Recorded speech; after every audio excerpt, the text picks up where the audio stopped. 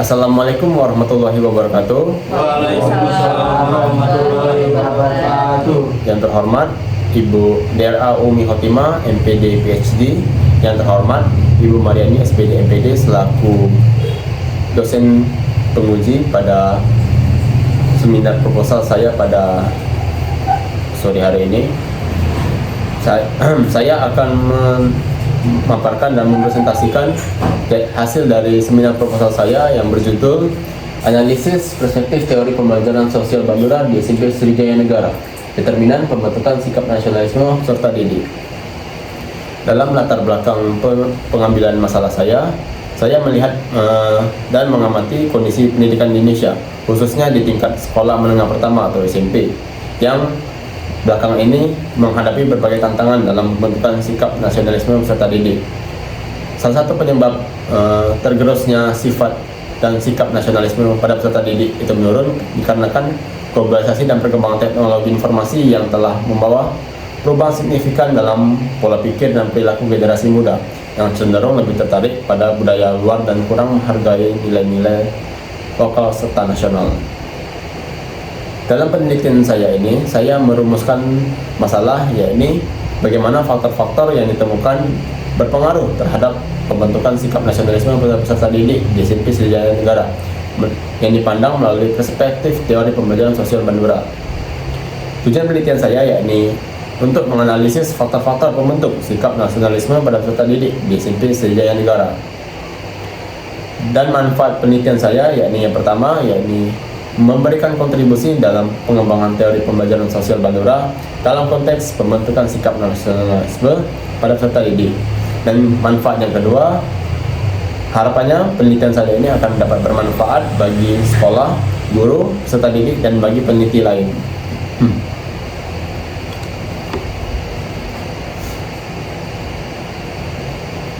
Pada kajian teori, saya menggunakan dasar buku yang diterbitkan oleh KON pada tahun 1971 yang menyatakan bahwa nasionalisme adalah suatu paham yang berpendapat bahwa kesetiaan tertinggi individu harus diserahkan kepada negara kebangsaan.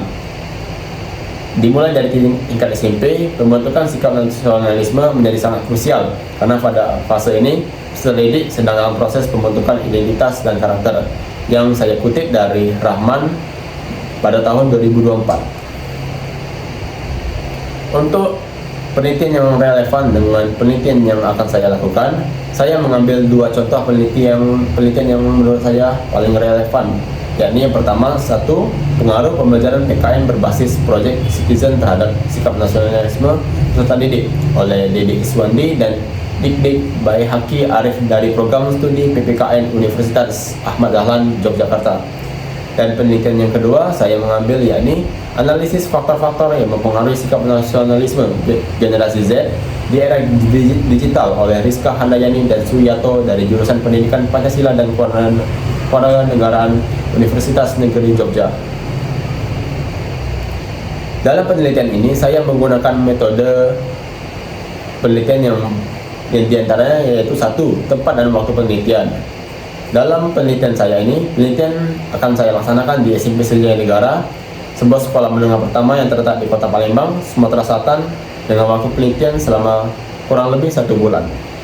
Dan kedua, untuk subjek penelitian, saya memilih peserta didik dari SMP Sriwijaya Negara, kepala sekolah, serta guru pendidikan kewarganegaraan di SMP Sriwijaya Negara sebagai subjek penelitian dalam mengambil informasi dalam metode wawancara.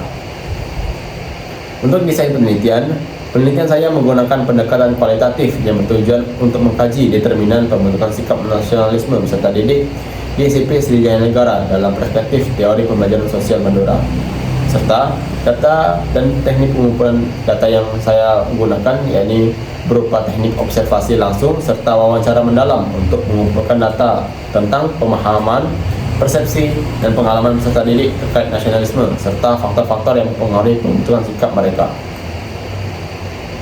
Untuk melakukan analisis data, saya menggunakan 3 teknik analisis tiga teknik analisis yang berpusat pada triangulasi data, yakni satu, teknik reduksi data yang berguna untuk mereduksi data dengan menganalisis data yang berfungsi menyederhanakan, mengabstraksi, dan mengubah data kasar dari penelitian yang diperoleh.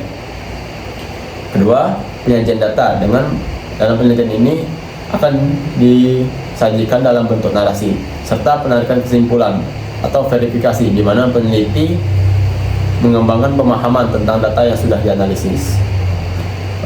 Untuk pemaparan dari proposal saya cukupkan sampai di sini.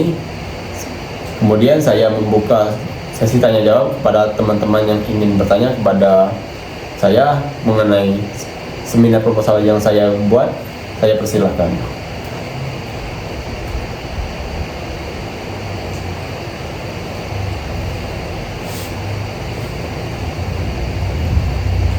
Silakan, Agra. Baik, terima kasih kesempatannya, moderator. Ini saya ingin bertanya. Silakan. Saya ingin bertanya tentang proposal yang sudah saudara presentasikan, Ya. yaitu mengapa Anda memilih metode penelitian ini dibandingkan dengan metode lainnya? Baik, terima kasih Saudara Agra atas pertanyaannya. Mungkin akan langsung saya jawab saja. Alasan saya memilih metode penelitian kualitatif sebagai metode penelitian saja untuk penelitian yang saya lakukan dikarenakan penelitian kualitatif dianggap saya sebagai peneliti sangat relevan untuk digunakan, karena dengan penelitian kualitatif yang berpusat pada 3 metode pengambilan data, yakni wawancara, observasi, dan dokumentasi.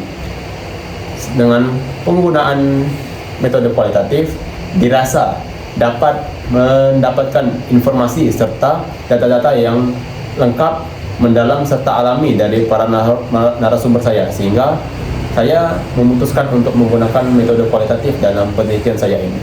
Mungkin itu saja jawaban dari saya. Apakah ada lagi yang ingin bertanya? Silakan kepada Saudari Ivan. Baik, saya Muhammad Fadil ingin bertanya, yaitu apa yang melatar belakangi penelitian Anda? Memangnya apa masalah yang akan diteliti?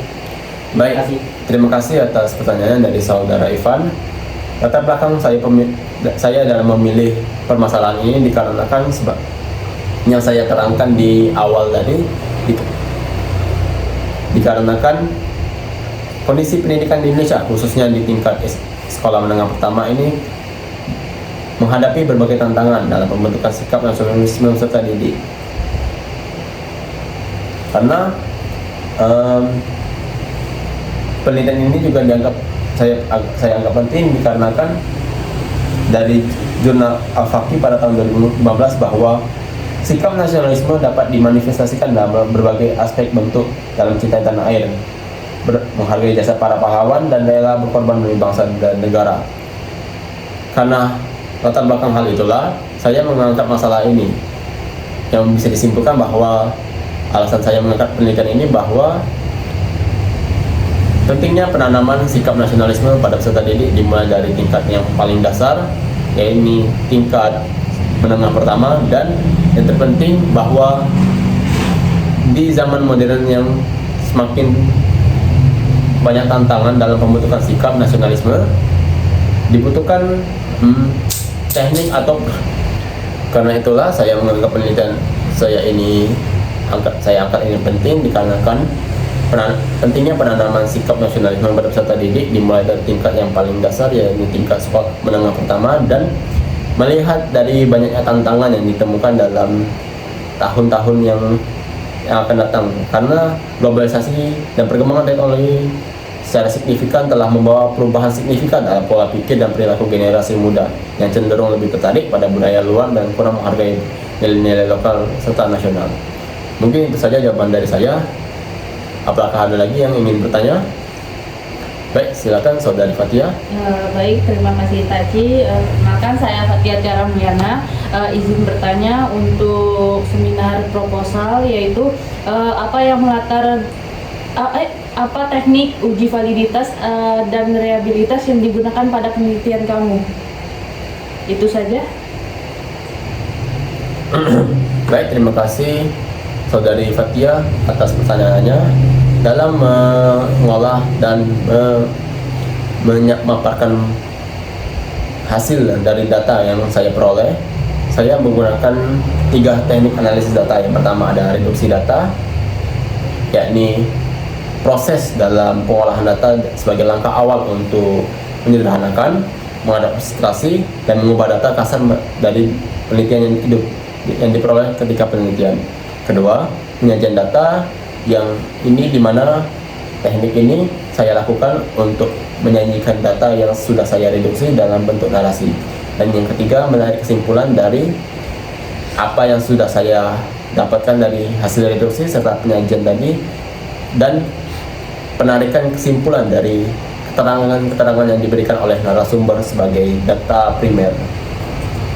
Mungkin itu saja jawaban dari saya.